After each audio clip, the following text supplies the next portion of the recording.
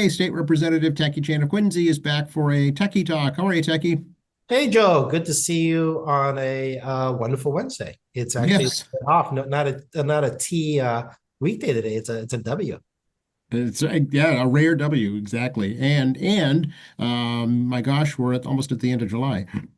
I know it's been a very, as we talked about many times already, many times now. It's been a very interesting legislative cycle we're having up here, with a lot of uncertainty in Washington D.C., which trickle downs to us, plus the getting things moving on our committee structures and getting our work done in really kind of a truncated pace, given how late joint rules formally came out, even though public hearings were going on before joint rules. We just weren't in the process of giving reports to bills. Now that we have joint rules established over 6 weeks ago, I mean, my committee has been rapidly processing bills, whether they get a federal board of study order or whatever recommendation from the chair to the committee members.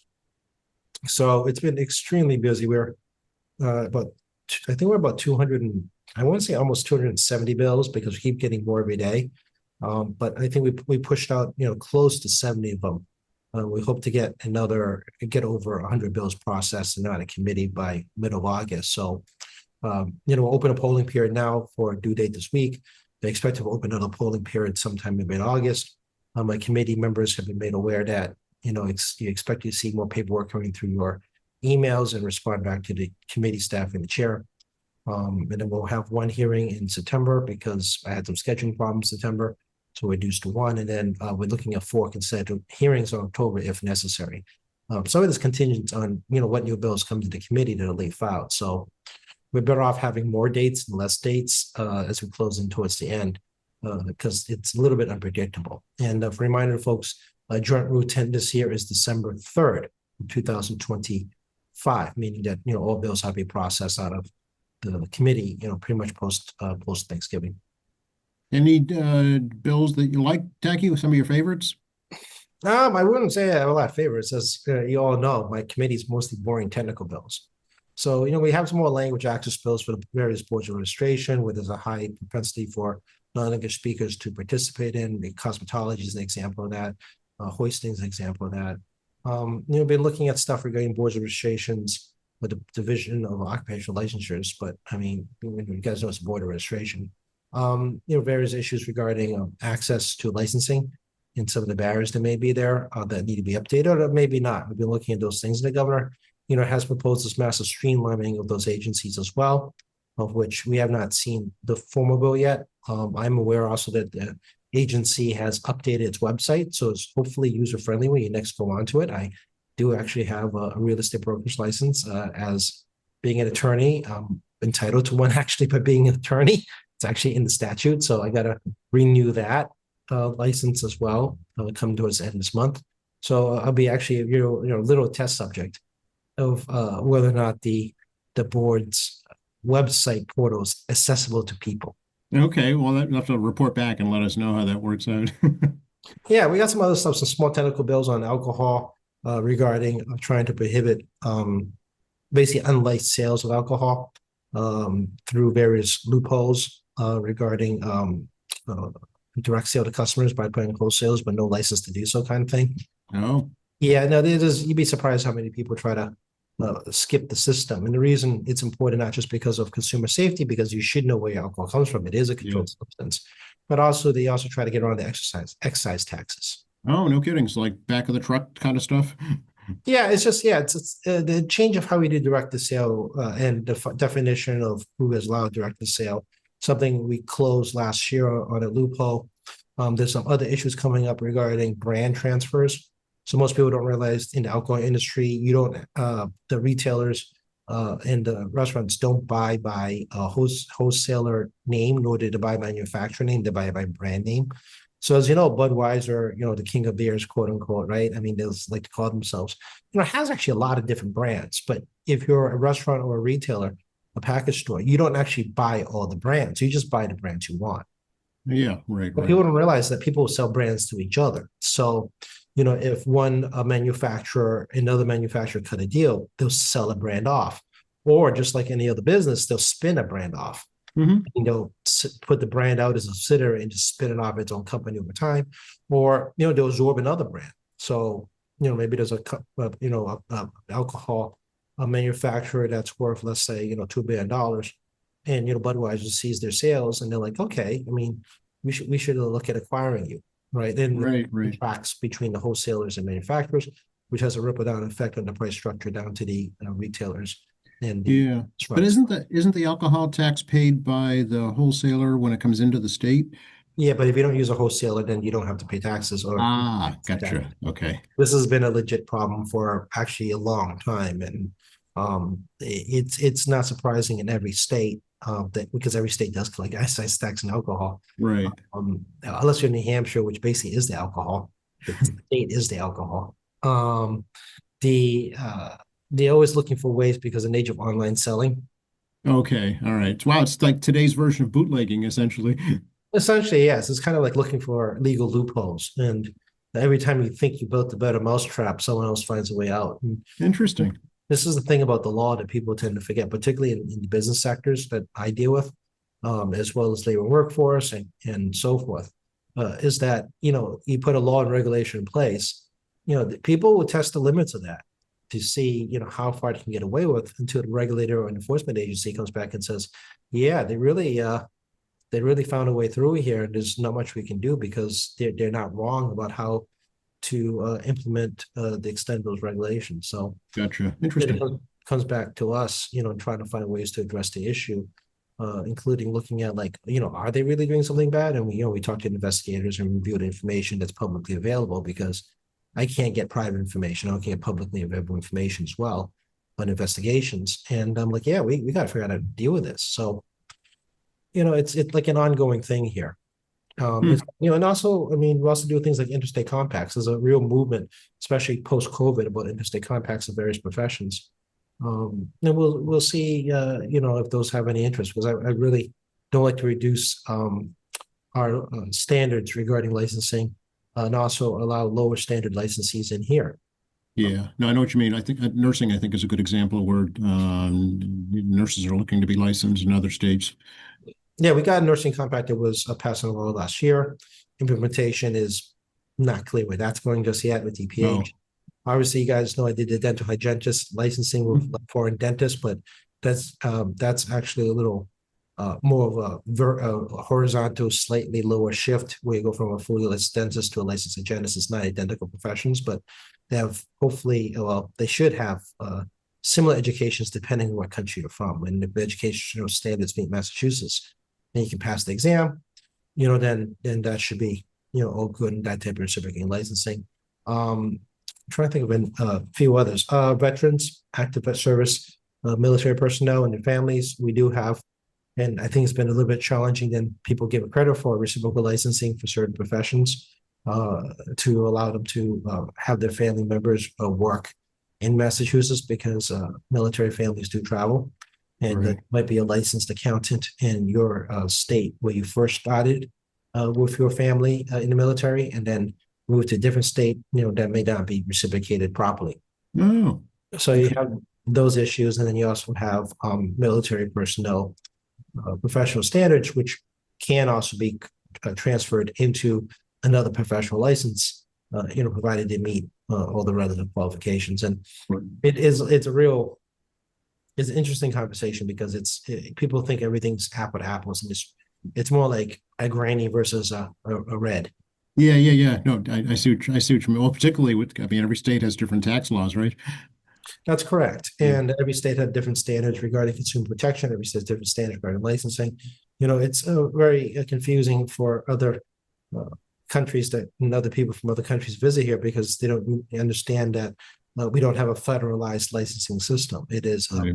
state by state, and the professional licenses are predominantly state by state. So, as you guys know, I'm an attorney. I'm good in Massachusetts. I did enter the bar for the U.S. District Court here on the federal level, which I have never used, but I was told coming out of law school, it's a good idea to do anyway. It's worth the money.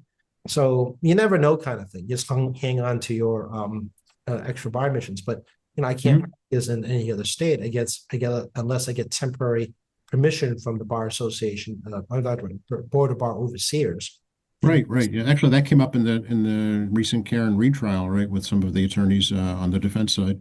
Correct. They would have to have temporary status Yeah, here, or you have to pass the exam or meet other reciprocal requirements, depending on what. right. So, I mean, that's kind of how it works. And some professions, have more ease because of interstate business between Massachusetts and the other 6 states surroundings, right? If you're on the New York border, Mm, you're obviously not like common to travel back and forth. Rhode Island and Massachusetts has a lot of border synergy on the economy, passing back and forth from one line work. So, you got that too. One of the things in COVID that was a little interesting was virtual work for groups like therapists. So if you're a child therapist, like in the school system, and you're working from home and doing video calls from New Hampshire because that's where you live. Technically, you're practicing without a license in New Hampshire. oh, sure. Yeah. And I'm not sure how we're going to address that because it's not like a Massachusetts licensee, a license agency can tell New Hampshire to have their folks that are working in Massachusetts but physically in New Hampshire practicing by taking a client in Massachusetts virtually. Right. Oh, that's an interesting dilemma. Yeah, something that you would not have faced prior to COVID. Yeah, virtual telehealth is not new issue, but a lot of telehealth issues always been within your state lines, particularly with hospitals in the early onset of this technology. COVID accelerated this technology to be more a home-based medical care, which I fully support. By this, I think if you're able to get good quality advice and care, video-wise, and given high quality of cameras, these days you can get a lot of good video and pictures to your medical provider. But I mean, obviously, if something you've seen in person, you definitely should do so. But this creates an interesting conversation that's still ongoing, not necessarily just from us, but also all states regarding how do you manage interstate practices of licenses that are using today's technology. And since we're not a federal system, it was a federal licensing system, then it wouldn't be relevant. And Right. every country has all the licenses at a federal level. Right, for the whole country. Yeah. Interesting, interesting. Ah, a little insight into what Tacky has to deal with on a daily basis. I do have a lot of different things. As I remind folks, mass.legislature.gov, our website, does post our public hearings, not just mine, but everyone's, as well as the formal and informal sessions. And we are posting our committee votes online pursuant to the rules, which I find funny because I think polling isn't a vote, but let's not get too nitpicky with Tacky's idea of what the different votes are. But we do basically poll the members, which means that it sounds like we're polling the members. We're just seeing where people are, and we issue those poll results online. So everyone's doing a different format. Just to warn you, we didn't create a uniform format. I don't know why. Don't ask me why.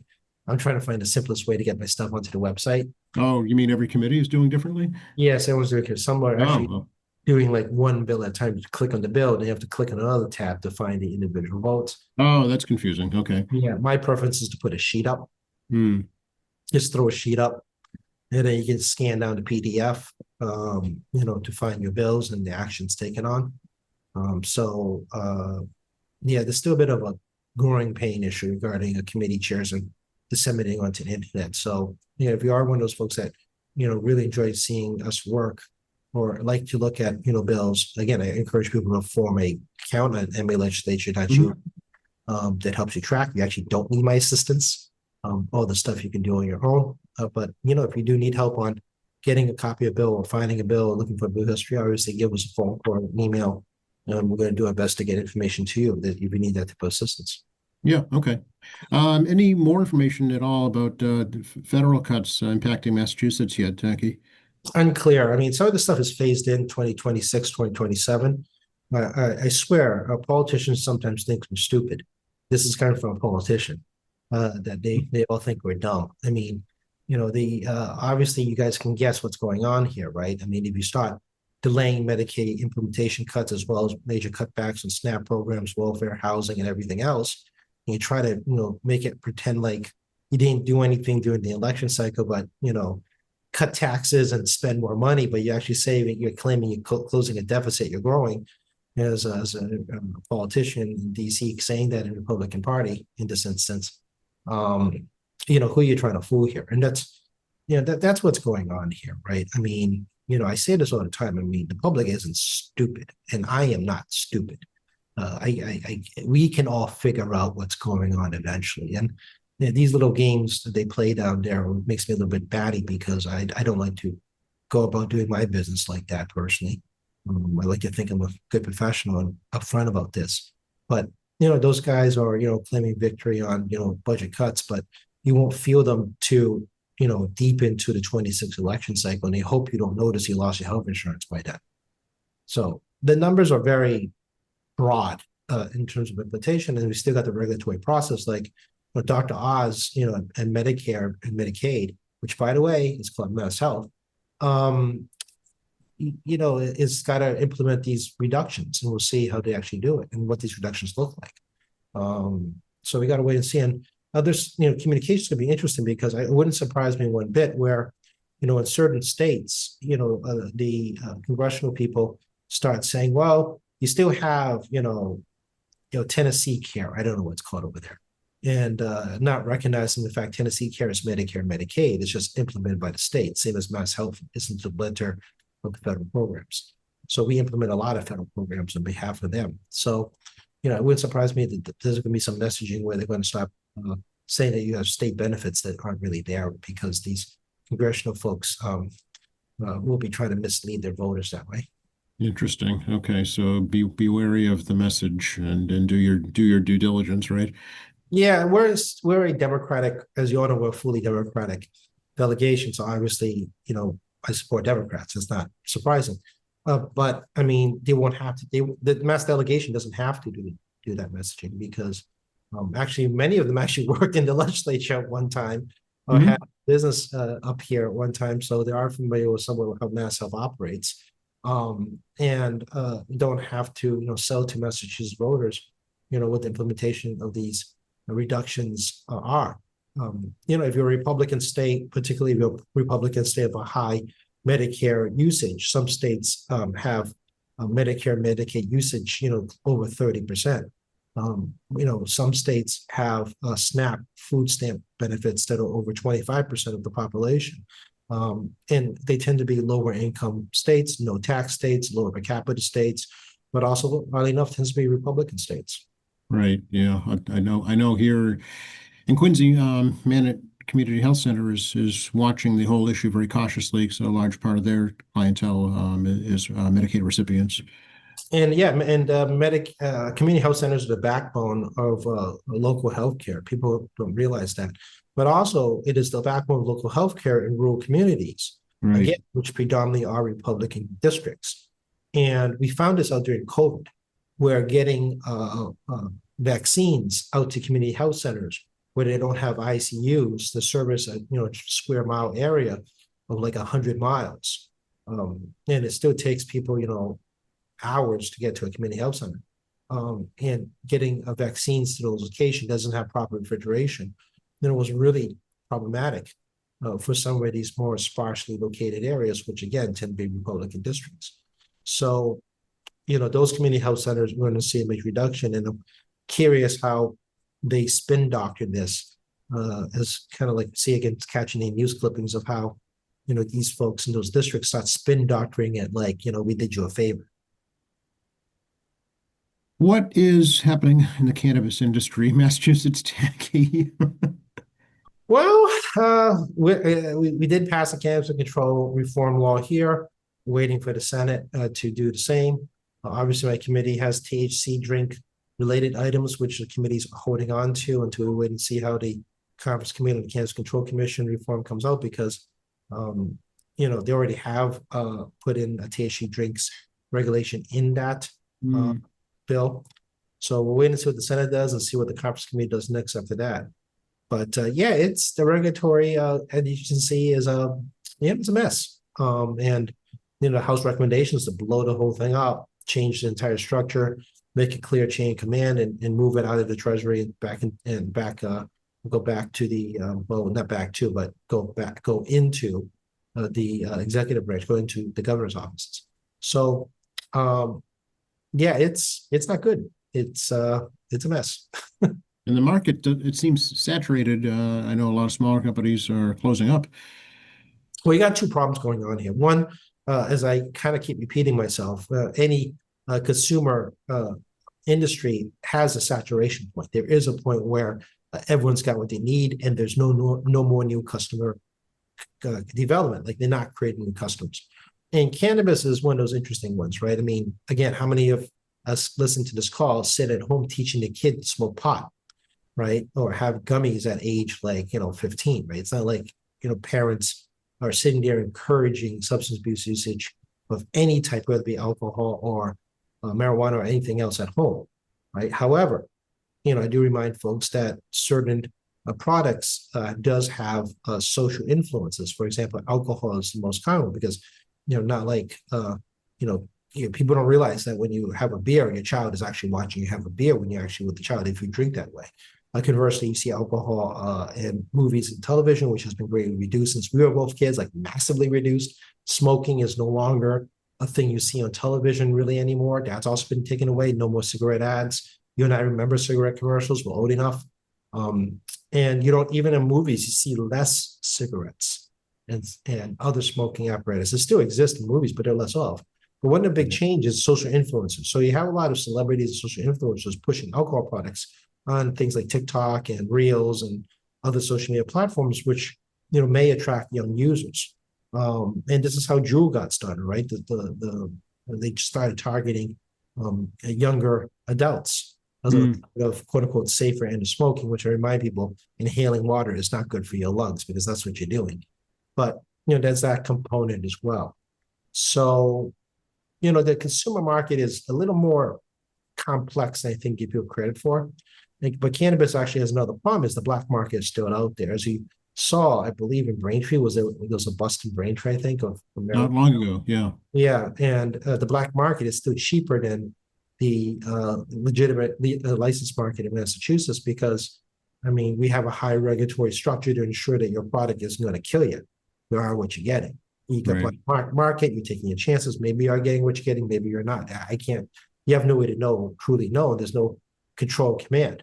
The other thing is that in cannabis is that as more states around us adopt legalization of cannabis, it's going to end cross state line purchases. Sure. Yeah. And that's happening as well. So there's more cannabis prevalence around our surrounding area. Now, why would you want to drive to Massachusetts when you can drive, a third of the time someplace closer in your home state? Sure. Yeah, I understand. Yeah. So that'll flesh itself out. The market will flesh that out, right? Well, it's capitalism. I mean, people forget regulatory entities and regulated entities, are, part of the structure, but because of the nature of the product, we want greater consumer safety to ensure that you are getting what you're getting, because there's no other way to know if you don't create a mechanism of testing and control.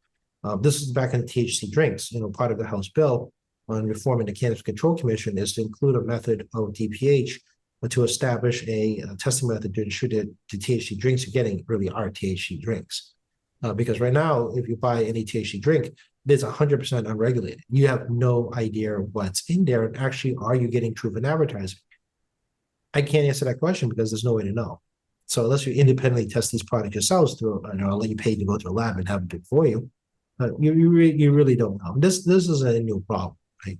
This is a problem for the days of snake oil salesmen, right? Back, hundreds of years. Snake oil charmers, they called them, right? Yeah. Yeah. It's just today, we want greater awareness for consumers to be safe and stuff that we legalize you purchase. That's all. Yeah. Yeah. I know on this program we like to talk from time to time about the economy, and just I think yesterday some tariff agreements agreed to with some Asian countries. Yeah, he's picking off a couple of the smaller ones, right? I mean, they did a thing of Vietnam, between 20 and 40% tariffs depending on origin, location of the country that moved the product through Vietnam or made in Vietnam, depending on the situation, but also zero tariffs for U.S. goods for the Vietnam. Vietnam has not even 1/20th of per capita of the United States. So, it's going to be the cheapest U.S. goods to go in there. And like I said before, products like Coca-Cola or like Kentucky Fried Chicken or some of those type of retail restaurants, will have to compete locally against the local product, but because the per capita is so low, the prices are low. The prices are low because people don't have money. The Philippines had done the same deal. No tariffs going to the Philippines. But again, we're talking about a very low per capita country. I mean, it's got to be at least 20 times smaller than us. So again, great, no tariffs, but can they buy this stuff, right? Let's be honest about this. But on the flip side, we're going to be paying 20% to 40% more on products in Vietnam. We're going to be paying another 19% more from products in the Philippines, which you get a lot of produce from, tropical fruits, for example. Oh, interesting. I hadn't thought of that. Yeah. Yeah, rubber is actually a big thing from, I think that's a Thai issue, but a lot of Southeast Asian countries does rubber. So yeah, I mean, there's going to be eventually those costs will be baked into your consumer prices. And then you have Japan, which the detail is still coming out, but it looks like 15% tariffs on cars and other products coming in. Still questioning about exactly what we're talking about. Details a little sketchy, but also they're going to invest, $500 million. Is it no $500 billion?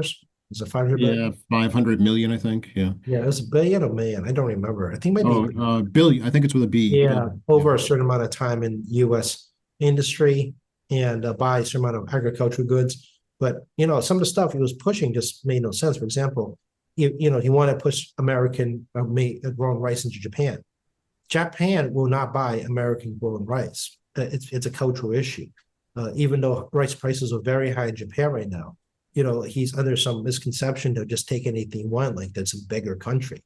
This is kind of the ignorance and the backward thinking of what's going on in DC is like, oh, well, they have a shortage, they must take our stuff. They think capitalism is transferable. I mean, if that's true, then you should stop eating McDonald's and go to Wendy's, which is cheaper. If that's right. Yeah, exactly. Get that and go to like a little, little shop at home, because clearly you eat any kind of hamburger from anywhere, right? I mean, this is the degree of what are you thinking, buddy? Because if you know anything about Japanese culture, and it isn't hard to figure this out.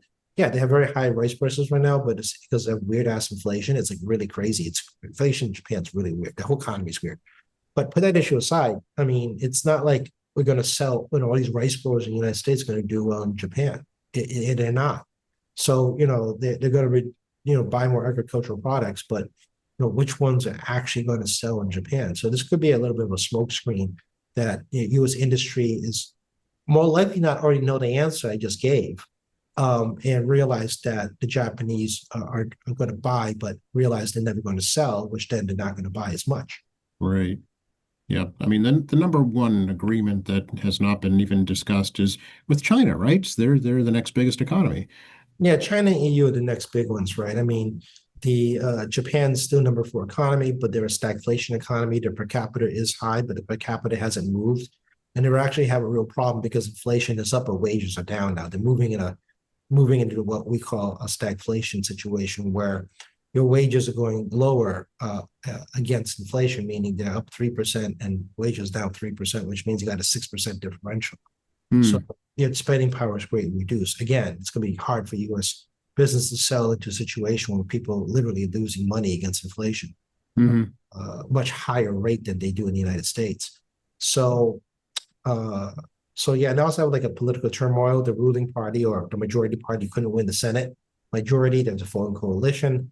There might be no confidence coming in Parliament yet again down there. Oh.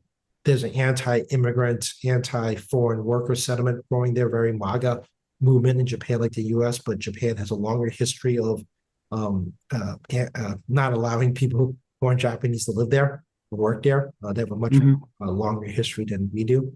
Interesting. But also a birth rate worse than us, and a population, that regularly gets into late 90s. So the social networks under a lot of stress. It's entire social system stress because of the aging population. So Japan has a huge number of demographic and economic problems. So, but I mean, they are the 4th biggest economy. China and EU are the real 2 big question marks, right? I mean, the EU biggest trading partners to the U.S. In moving goods and services back and forth. People forget it's still a $19 trillion trading bloc, even without the British in there. And the Chinese are also a $19 trillion trading bloc. Both the GDPs are about the same at the moment. And China's exports to the U.S. is greatly reduced from the first Trump administration, 2016 today. This is pretty much cut in half. direct shipments from China to the US, which is why the Chinese feel they can hang out longer. But also its economy is also tough. They're suffering from stagflation in China. And they're very resistant to allow US to come in because you may not realize this, but if you're a manufacturer in the US that's manufacturing in China, you're making stuff cheaper to sell back in the US. Well, you're just going to recycle your same goods inside China itself.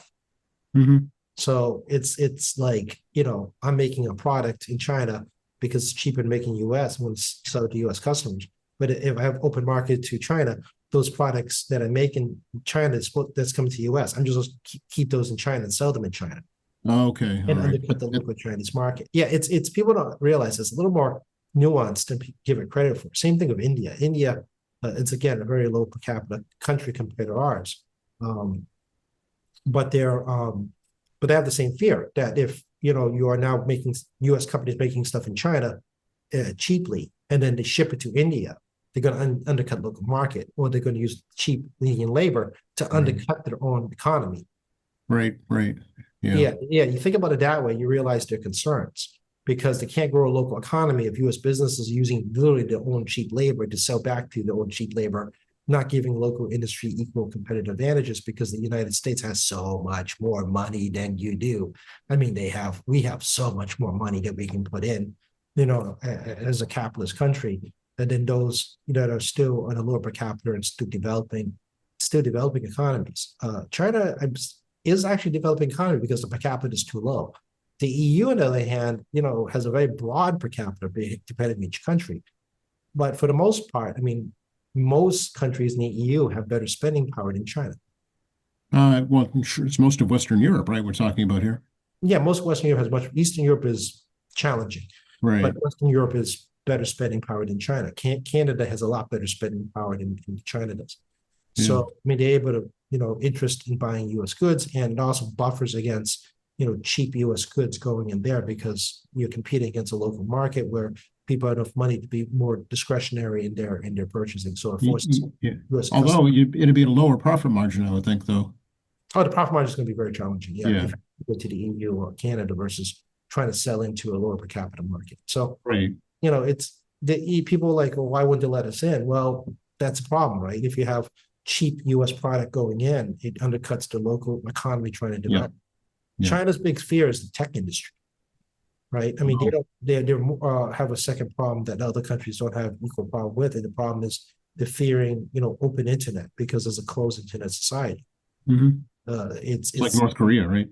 Yeah, it's very censored, right? So, the tech companies here, are very used to having open societal access, which means a lot of free flowing of ideas. Mm-hmm. Agree or disagree with it, but they have a free flowing of ideas.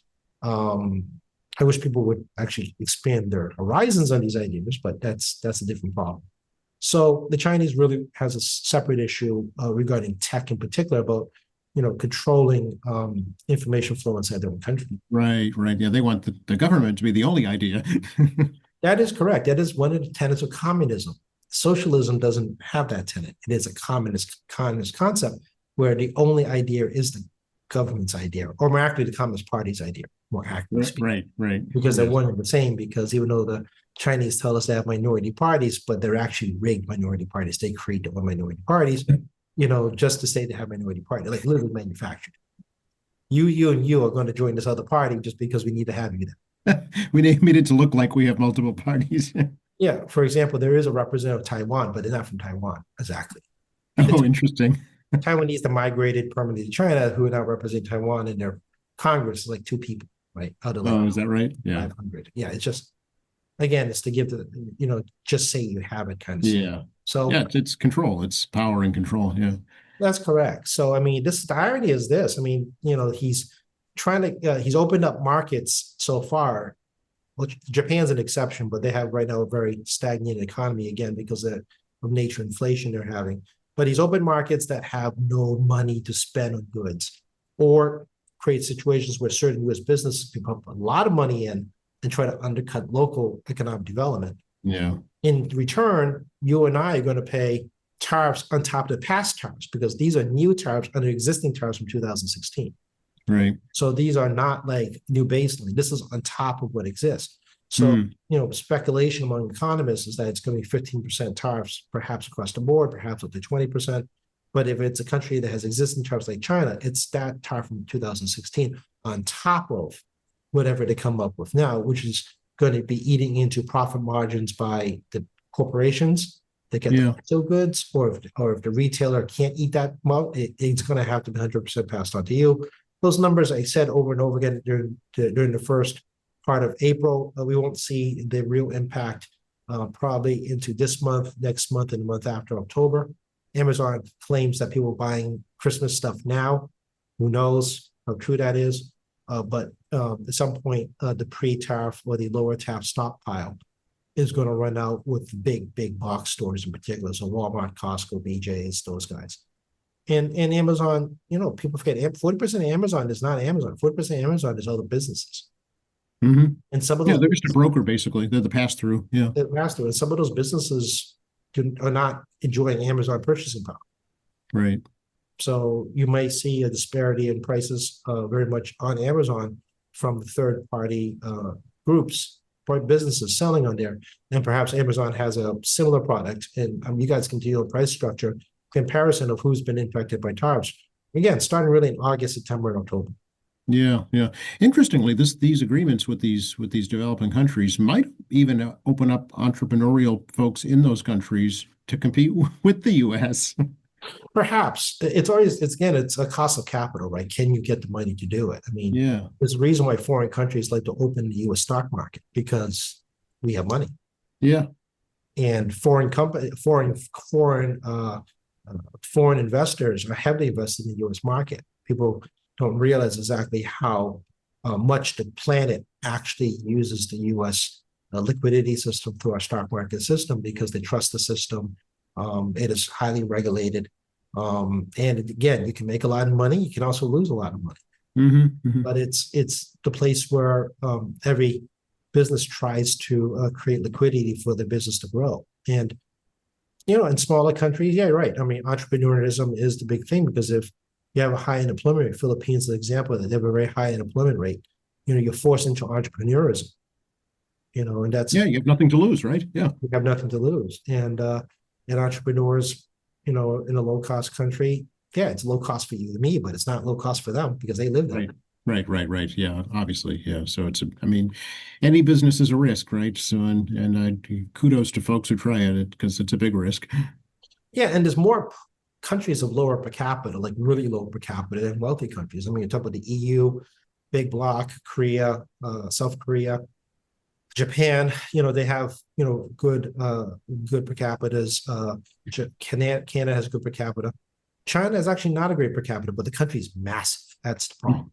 I mean, when you're that size, the per capita to be used per capita, you have a GDP of like $4 trillion. I mean, that's monstrous.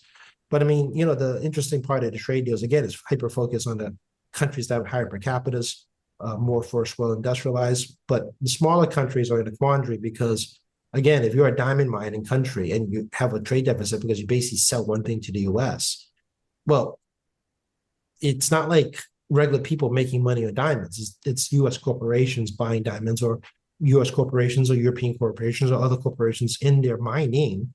Then what are those miners buying? Because they're not exactly making US wages. Right. Yeah. One sleeping giant we never talk about is Mexico. Yeah, Mexican economy has really grown. I mean, so there's really a large misconception that Mexicans are the ones coming over the border illegally to come to the U.S. That's not true. It's really other people from Latin Central America fleeing basically people trying to kill them. I mean, right. They're coming through Mexico because that's the only way. Yeah. It's the only way. But I mean, they're mostly coming from, vast majority come from places where the government's literally trying to kill them. Right? I mean, things have gotten so bad that they got to get out, and political dissidents, and basically just scary places to be. But yeah, no, Mexico is a top. I think they're now at the top 15 GDP country. The education system is much better than people realize, and they really continue to grow their synergy along the America Southwest and Texas regarding their economies. It's very synergetic. Again, the biggest, the most busy border crossing in North America is the Tijuana crossing well, it's not Tijuana, it's really San Diego, Tijuana. But Right. that is the busiest crossing in the United States, and actually North America, between two countries regarding day-to-day travel, because people travel back and forth from work all the time, as well as trade and commerce. So, as I like to say, we don't live in a border community. Actually, a lot of America doesn't live in a border community where the economy is synergetic. But all these national policies, it does have a negative effect on somebody, and it's those folks that live in those border economies. My friend who's from San Diego told me the tariffs have already resulted in food prices in Southern California going up by 50%. Is that right? Wow. Yeah, she was talking to her dad about it in San Diego, and he's losing his mind because of geography. Generally the produce is, I won't say cheaper, but I mean, it's definitely cheaper to Massachusetts produce if you're coming from the same location, because it's just cost of business doing lower going just across the border from Mexico. Sure. Yeah. No, it has to come all the way across the country to come here. Yeah. Yeah, so we're used to higher produce prices up here than we would from border states against Mexico because, again, transport. But for them, it's the first time they've really felt this massive produce shock. Wow. That's interesting. Yeah. What's going on in the district these days, Jackie? Well, the city's doing a great job continuing a 400 celebration. There's a lot of concerts going on. There isn't too much else happening after July 4th, as those us in Quincy land knows. August Moon Festival is August 17th in front of the high school in Cottington Street again, which will be a fun day depending on how it goes, and I'll be there. But it's been pretty quiet overall. I mean, you and I have talked about offline about the local elections. Remind folks again, September 2nd is preliminary elections if you have a preliminary election. And, obviously we encourage people to vote or get a mail-in ballot or vote early. It is a very early preliminary when you think about it. And people may still be away and people forget about this preliminary election. So Yes, it's the day after Labor Day. So yeah. it's very early on. And like we saw July 4th, it wouldn't surprise me that people take that week off vacation from the first to the end of the week as been part of the week prior. So it could be amazingly little turnout. However, we do have so many different ways where you can vote early, get a mail-in ballot, you have an absentee ballot. There's plenty of ways to get your vote in. So just reminded everybody, please do register a mail-in ballot if you're going to be on vacation that week. Yep. August 23rd is the last day to register to vote in that September 2nd preliminary. Mm-hmm. Yeah, and visit the city clerk's website because they manage the local elections. And if I remember correctly, the city council also finalized their vote on polling locations. So you should really check the city clerk's website again to find out where your polling location is. By all accounts, the increased state police patrols on the boulevard are working. Yeah, I mean, people don't realize I live close enough to the beach that, something happens. Even though I'm not right against the beach, I do have Black Creek Marsh is an open area. I mean, I can hear sirens and people try to drag race at 3 a.m, whatever, if they get loud enough. So not exactly on the beach, but I can hear enough through the marshland. But yeah, I mean, the delegation, with Bruce leading this issue, we increased overtime patrols, which was passed almost in the budget. The governor signed on July. I think she signed July 4th, actually. I think that's right. Yeah. Signed July 4th, put that overtime money in for British Shore Drive and Frenchbrook Parkway. We all know as things get hotter, more people use the beach from all over the geographic area. And, 99.9% of the time, people are pretty good about it.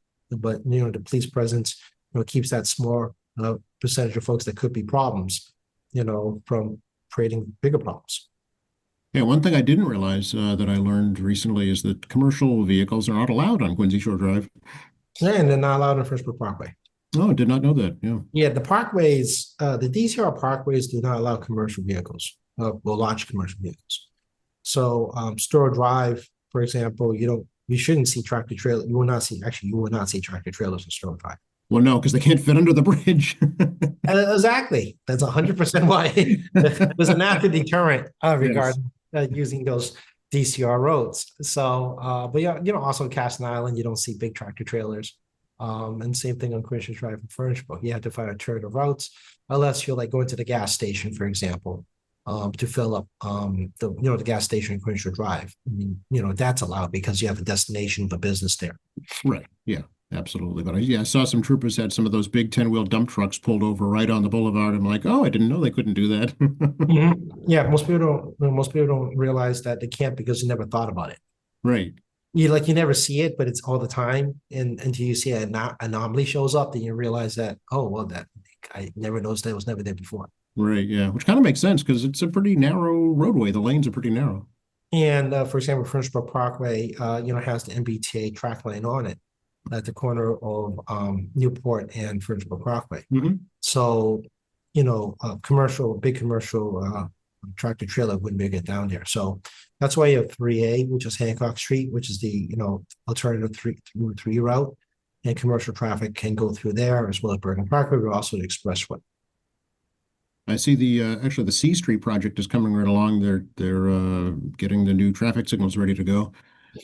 Yeah, I was last there for a week, and I was at the Boy Scout Bar Drive about, was it June? I think it was there in June. And a friend passed away, and we did a service there about 6 weeks ago, and I was there for July 4th, did the walk, and could see the new construction going up. I've not been down C Street since, so I'm sure a lot of things happened between July 4th and now. Yeah, definitely. But that's a state project too. Yeah, state project. Well, city project, state supported. So it's Right, a right. city project, but the state's been contracted to manage the project at Department of Transportation. And it's about a $10 million project, which is state funded. So it is a city project, the contracted the state, but the state is also paying for it. Gotcha. Okay. Yeah, I know it's weird because at the end of the day, it's not going to be state controlled. It is a city project. Oh, right. Yes, that's right. The city will own the infrastructure. Right. Yeah, given the size and scope of the project, I mean, Department of Transportation was a very logical contractor to bring in.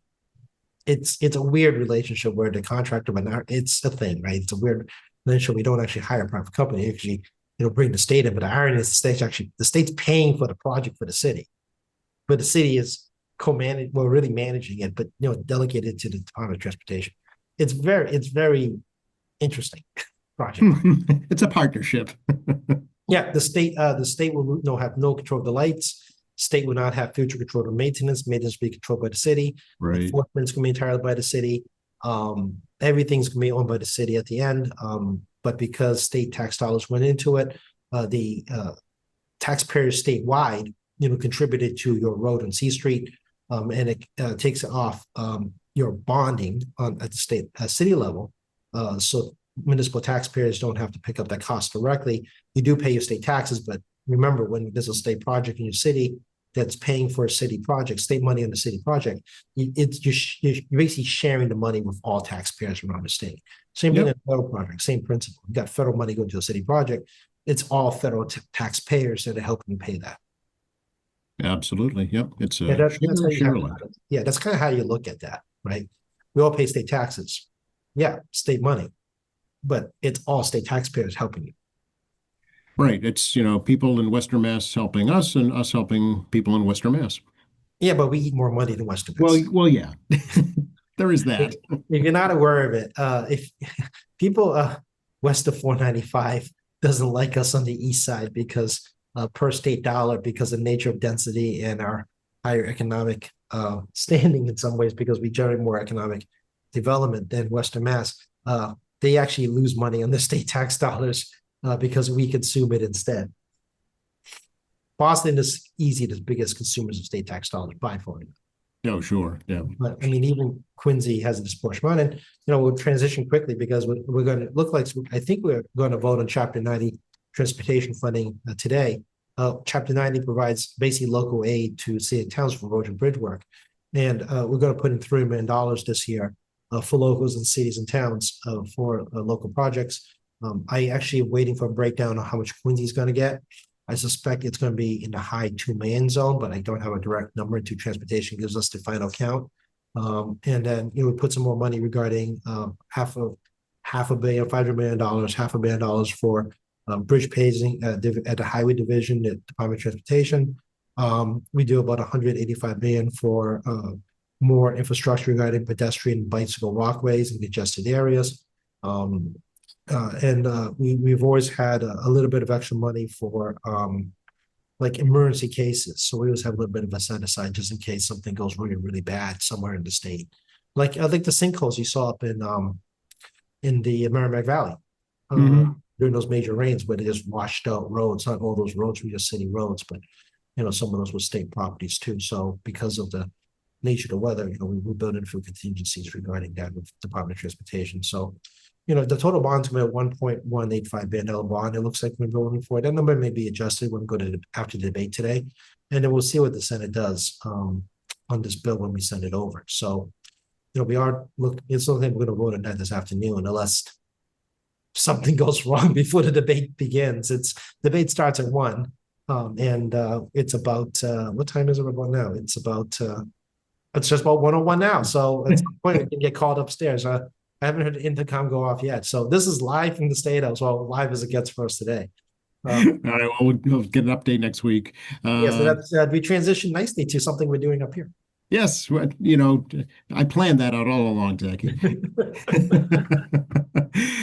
Seeing as you're gonna have to get going, how do we get a hold of you? Well, obviously, I'm in State House room 42 to State House. We're still here. 617-722-2370, 617-722-2370 is the number to the office. We are staffed. Tackey.chan@inmatehouse.gov, tackey.chan@inmatehouse.gov. I do collect testimony in that email, as well as constituent email, as well as advocacy email. And hopefully we'll get some more updates regarding the impact on the federal government in my email on the state as well, from not just the feds, but also third-party interest groups doing their independent analysis, as well as state government doing their analysis. A lot of people try to figure this out. But I mean, we do prioritize constituent service first, always constituent service first. TackeyChan.org is our resource page. State Representative Tackey Chan Facebook. You can see pictures of me meeting people. Like I met the Nepalese ambassador this week is one of the things I did.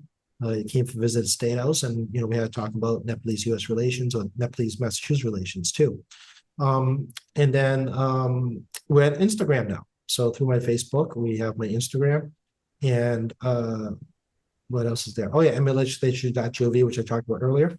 And of course, you and I on a weekly or bi-weekly basis will sit down and have a chit chat about whatever comes to mind with Joe. Thank you so much, Jackie. Always great to catch up.